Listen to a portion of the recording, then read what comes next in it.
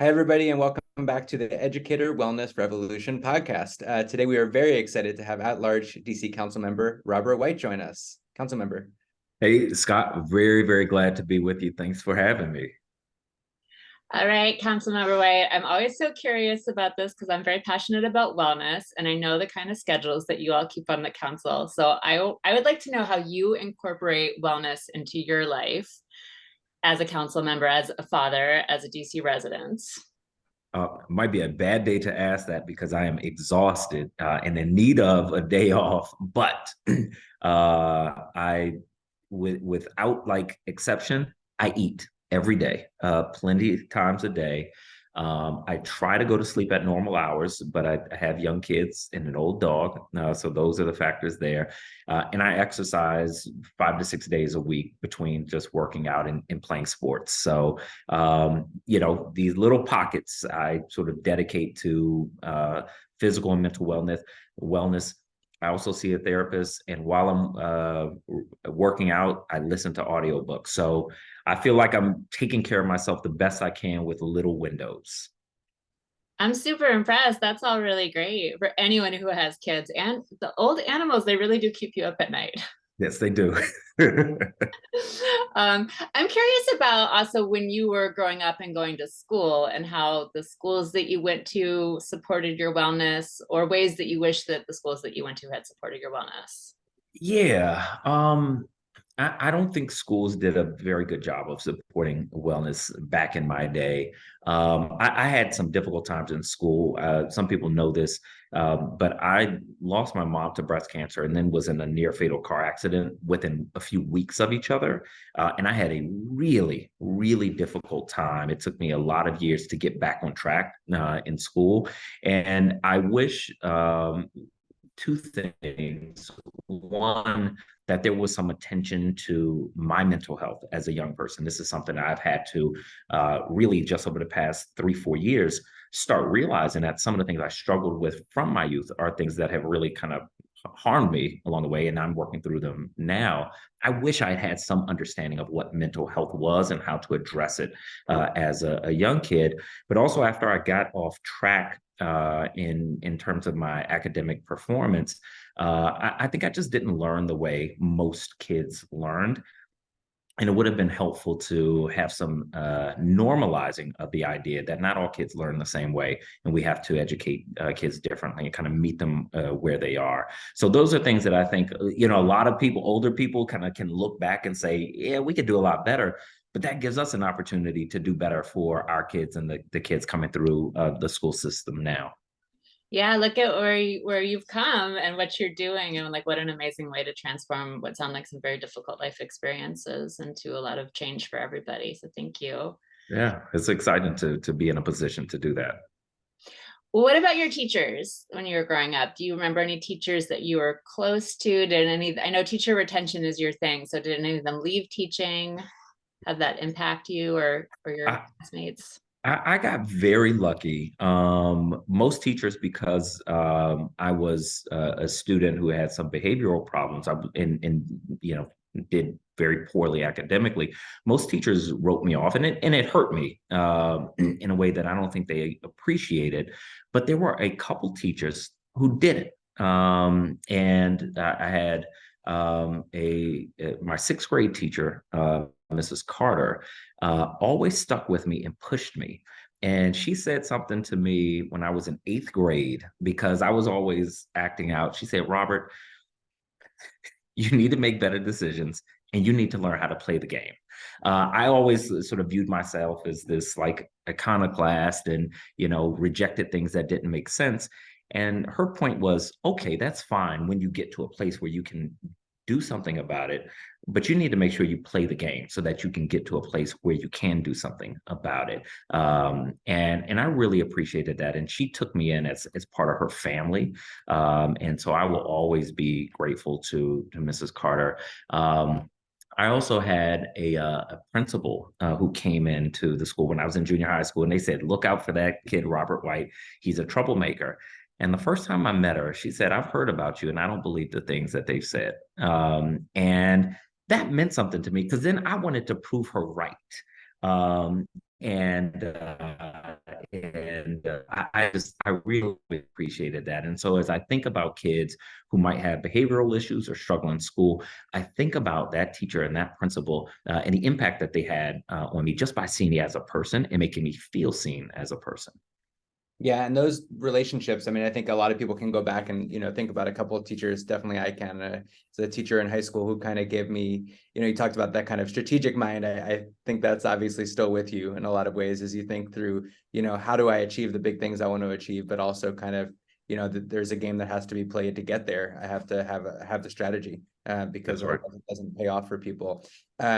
So one of those, things that, you helped us strategize on is how we solve this teacher retention crisis in DC. As we have, 30% of our teachers from school year 21-22 to 22-23 left our classroom. It's unbelievably high levels of instability for some of our students who need stability in their life the most. And school is really a place where they should be able to expect that. In many places of their life, they don't have it. And then if we take that away from them in school, it really undermines them even further. So, we're so appreciative that you've introduced the Educator Retention for Student Success Act and that it has a hearing coming up on November 1st at 2 p.m.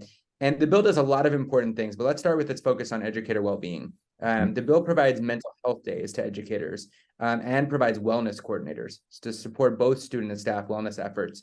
It's an especially important step because we have a shortage of clinicians in schools, something you've also been at the forefront of addressing. And congratulations on the passage of this Pathways bill that'll help people go through UDC and become social workers.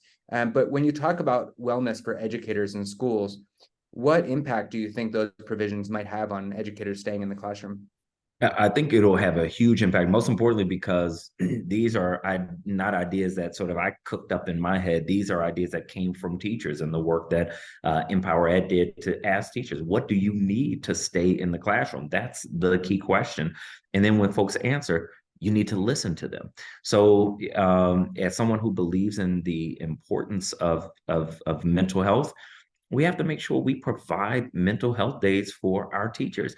Teachers are people, and real life is going on around them and in their lives. And sometimes they need to just say, time out. I need to deal with these things. I need a day off.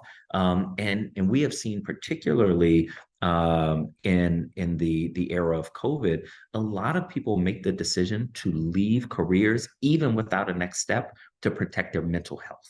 And that is important to do. But someone shouldn't have to leave a career in order to protect their mental health, especially if they add real value in the classroom. So, that first provision of providing at least 2 mental health days to educators in DC public schools is something that I think is phenomenally important. Yeah, and so this other idea is about providing wellness coordinators to schools. And I'll just say, Gracie and I know, and all the partner schools we work with, this is something that we've seen, right, from the grassroots that, there are schools that have them, and it's a tremendous help for really having someone thinking about this every day, right? Just someone in the school building thinking about what can I do not only for the educators' well-being, but for the students' well-being, and think about wellness holistically as how do I implement this in the culture of a school. Tell us a little bit more, because you've been working on the clinician and social worker issue, how you see these two things going together potentially, the importance of having social workers and clinicians, but also having a wellness focus. Absolutely. So on the wellness focus, most of us are not professionals in this space, and we know we need to take care of ourselves, but we don't intuitively know what that means. The relationship with kids in the classroom, then navigate a professional world with their peers. And so the last thing they're able to do is figure out, what does wellness look like for me in this space? So we need someone in the schools who can help answer that question for them. We need a wellness coordinator to track, how are we taking care of teachers? What resources do they need? How can we provide them and make them easily accessible? But then we need the professionals in the schools doing that. which is one of the important parts of the free Masters in Social Work program that will be at the University of the District of Columbia because of the bill that we got passed yesterday that I introduced about a year and a half ago. We need more people in the mental health space and more social workers, and we need to make it easier to get into that field. So starting at the beginning of 2025, DC residents will be able to go to UDC for free to get their master's in social work, and it will include a stipend, money for books and transportation. And so these things go together. We need to provide the resources, but we need to make sure the pipeline of professionals is there as well. That's great. And I think it's just really amazing the way to hear you talk about mental health, just in the beginning saying, I go to therapy, and I see that as a form of self-care, and that you're saying like teachers need this. And I think we've been so hesitant to even talk about mental health in our culture in Washington, DC, and what that means. So could you say a little bit more about how you've learned to like talk about mental health, or how you've learned to see mental health as something that needs to be addressed? Yeah. When I started seeing a therapist about 4 years ago, it was a block on my schedule, and nobody other than my chief of staff knew what that block was because there is a stigma around the issue of mental health. And the more I have focused on mental health, the more I've come to understand a couple of things. One, just like all of us need a doctor if we have a broken bones, all of us have experienced things in life that cause us issues. And so I believe and always say there are two types of people in this world: people who have mental health issues who know it, and people who have mental health issues and don't know it. But the other thing I realized was that as a professional, as an elected official, and as a Black man, it is important for me to normalize this thing by talking about it so that other people aren't trying to hide the fact that they see a therapist or don't want to go to a therapist because they're afraid it will impact their career or people's perception of them. So some of this is growth and some of it is personal responsibility. That's amazing. And I do think we're in this era right now where people are starting to say, like, I see a therapist, like I have anxiety, I struggle with depression, and that the more of us that say it, I really believe that if we could all just start to admit it, then we're like, if you're depressed and you're anxious and you're overwhelmed, we're like, maybe we're not the problem. Like maybe the system itself is kind of the problem, and there's too much stress in the system. So but I do think the first step is that we have to not feel shame about it. We have to not hold it inside. So thank you for being a role model in that.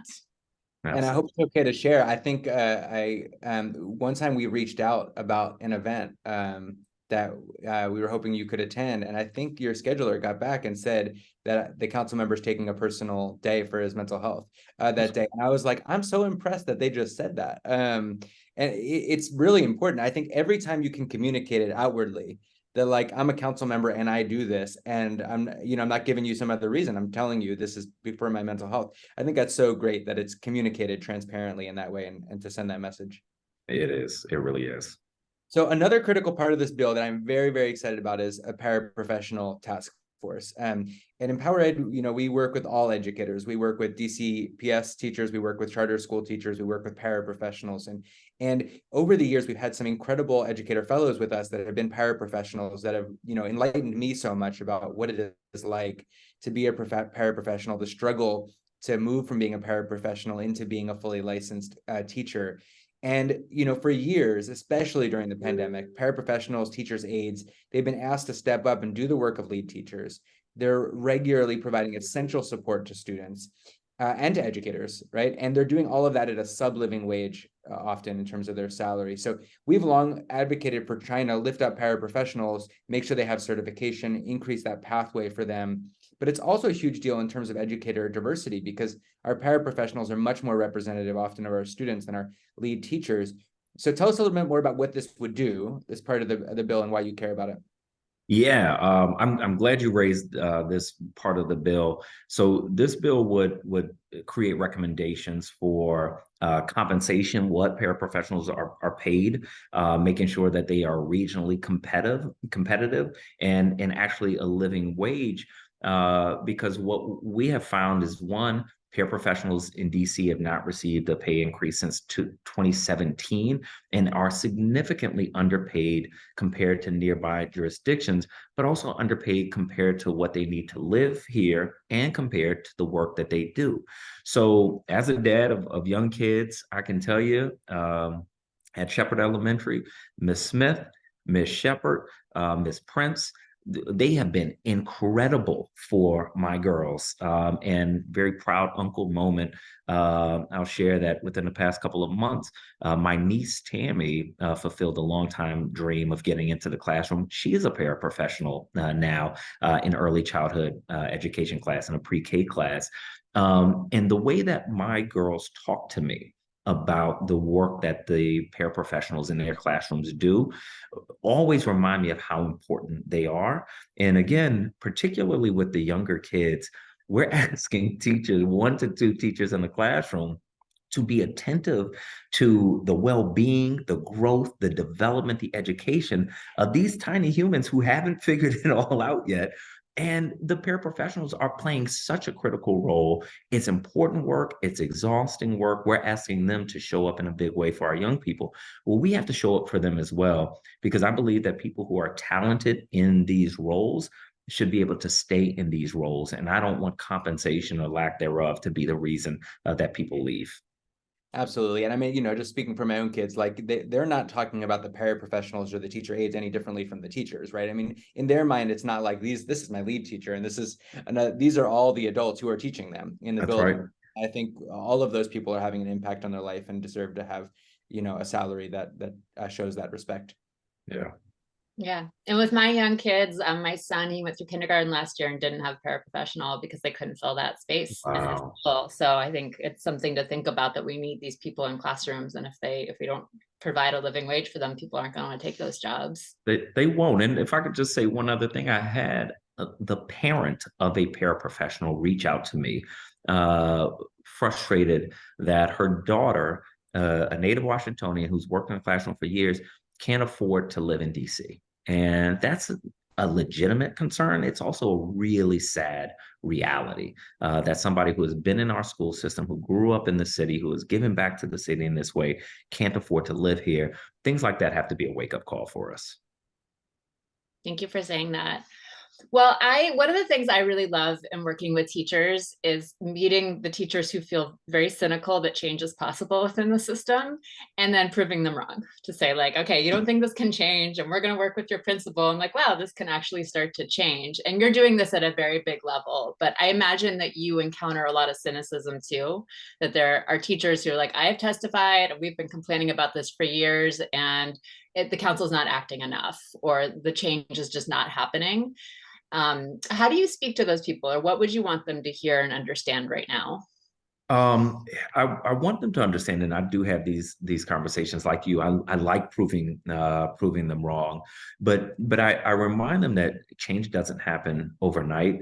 And luckily, we can point to some substantial and concrete things that we have gotten done, and help them to see that the process does work sometimes, and understand why it doesn't work all the time and how it can be better. Sometimes the issue is in an imperfect system. You have to think about things like, as Scott said earlier, strategy. That's something that Empower Ed is actually really good at, like strategy, figuring out what the goals are, and then figuring out a strategy to get them accomplished. Because 10,000 people show up to council members and to the Wilson building every day saying, we need you to fix this thing and do your job, get this thing done. And so if everybody's kind of running around with their like a chicken with their head cut off, you're not getting anything done. But every once in a while, someone walks in the door and they say, we have a problem and we have a proposed solution, and here's why we think it can work. And we're like, whoa, hey, this is something we can work with. We can move it over the finish line.